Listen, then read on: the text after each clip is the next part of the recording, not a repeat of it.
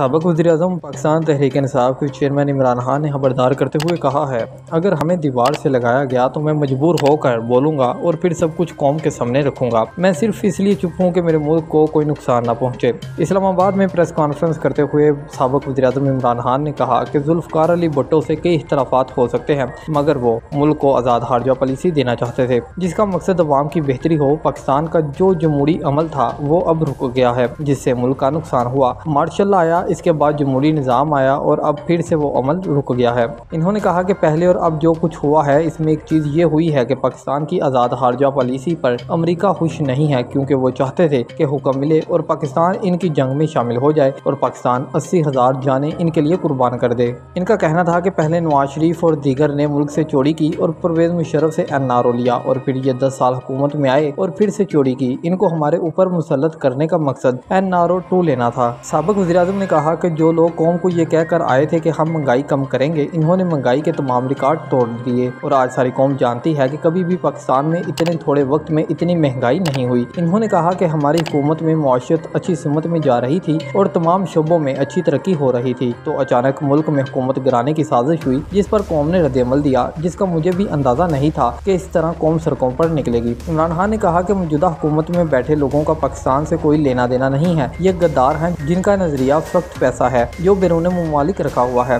और ये लोग अपना पैसा बचाने के लिए इसराइल को भी तस्लीम कर सकते हैं और इनको मौका मिले तो कश्मीरियों की कुर्बानियों को भी नज़रअंदाज करके भारत से दोस्ती कर ले और पैसे की खातिर फिर किसी अमरीकी जंग में शामिल हो सकते हैं और रूस का तेल भी नहीं लेंगे कि अमेरिका नाराज़ हो जाएगा। इनका कहना था कि इस वक्त जिस तरह का खौफ फैलाया जा रहा है, मैंने पाकिस्तान में कभी भी इस तरह की फाशिज्म नहीं देखी। साबिक़ वज़ीर-ए-आज़म ने कहा कि पुराने दौर में मालूमात रोकना या खबर रोकना आसान था, मगर अब दौर बदल गया है। सोशल मीडिया का मुंह बंद नहीं किया जा सकता, मगर ये लोग मुल्क को अनारकी की तरफ ले जा रहे हैं। सहाफ़ी अय्याज़ मीर पर हमले का हवाला देते हुए इन्होंने कहा कि इनको सब जानते हैं कि इनको कंट्रोल नहीं किया जा सकता और इसको लिफाफा नहीं दिया जा सकता, क्योंकि वो एक निडर और पढ़ा लिखा इंसान है और इस उम्र में इनके साथ जो कुछ किया गया ये पूरी कौम के लिए शर्मनाक वाक़या है। इन्होंने कहा कि जो टीवी चैनल चोरों की हिमायत करते हैं उनकी रेटिंग सबके सामने है, जबकि जो हक और सच की बात करते हैं उनकी रेटिंग सबसे ज़्यादा है। इसी तरह सहाफ़ी इमरान रियाज को लोग देखते हैं क्योंकि वो हक और सच की बात करता है और यूट्यूब पर ऐसे ही लोग इनको फॉलो नहीं करते। इमरान खान ने कहा कि सहाफ़ी अरशद शरीफ के ज़मीर की कोई कीमत नहीं है, इसका ताल्लुक फौजी गिराने से है, मगर इस पर भी मुकदमा दर्ज किया गया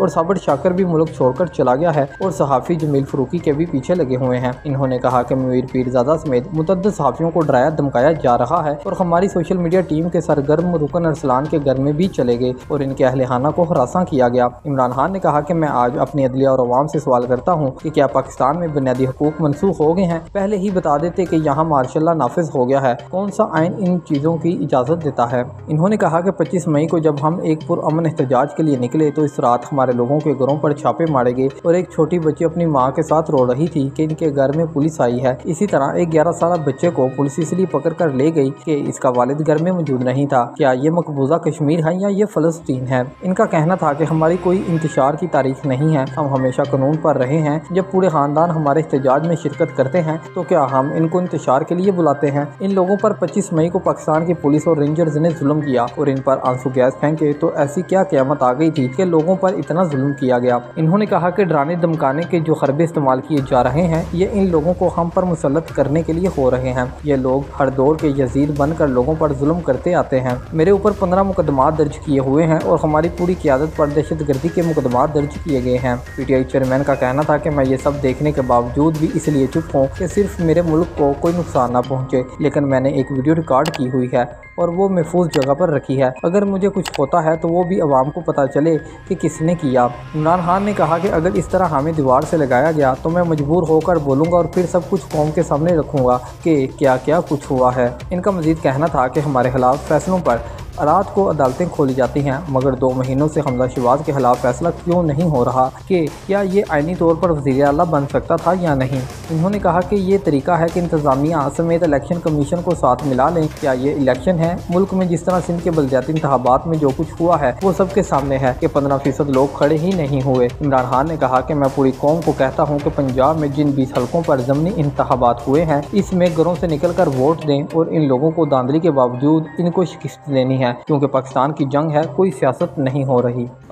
ये वीडियो उस वक्त रिकॉर्ड हो रही है जब मुझे गिरफ्तार कर लिया गया, या हो सकता है ये मुझे मार दें, या इन्होंने मुझे ना छोड़ा 5 घंटे के अंदर अंदर। तो एक ऐसी वीडियो अपलोड होगी मेरे चैनल पे कि तहलका मच जाएगा। सहाफ़ी इमरान रियाज को इस्लामाबाद जाते हुए अटक में दर्ज बगावत के मुकदमात में गिरफ्तार कर लिया गया। इमरान रियाज के वकील मियां अली शफाक ने इनकी गिरफ्तारी की तस्दीक करते हुए कहा कि इमरान खान रियाज को अटक में दर्ज बगावत के मुकदमे में गिरफ्तार किया गया है। इनका कहना था कि इमरान रियाज इस्लामाबाद आ रहे थे और इन्हें इस्लामाबाद की हदूद से गिरफ्तार किया गया है। पुलिस के खिलाफ तौहीन अदालत की दरख्वास्त दायर कर रहे हैं। मियां अली शफाक ने बताया कि इमरान रियाज खान के खिलाफ पंजाब भर में 17 बगावत के मुकदमात दर्ज किए गए हैं। दूसरी जानब इस्लामाबाद हाई कोर्ट में इमरान रियाज खान की गिरफ्तारी पर दायर तौहीन अदालत की दरख्वास्त चीफ जस्टिस को अरसाल कर दी गई है। तौहीन अदालत दरख्वास्त पर फौरी समाअत होगी या नहीं, इस हवाले से फैसला chief justice Islamabad high court फैसला करेंगे। दरख्वास्त में कहा गया है कि इस्लामाबाद हाई कोर्ट ने अदालत की इजाज़त के बगैर गिरफ्तारी से रोका था। हाई कोर्ट के वाज़ेह अहकामात के बावजूद गिरफ्तार किया गया है।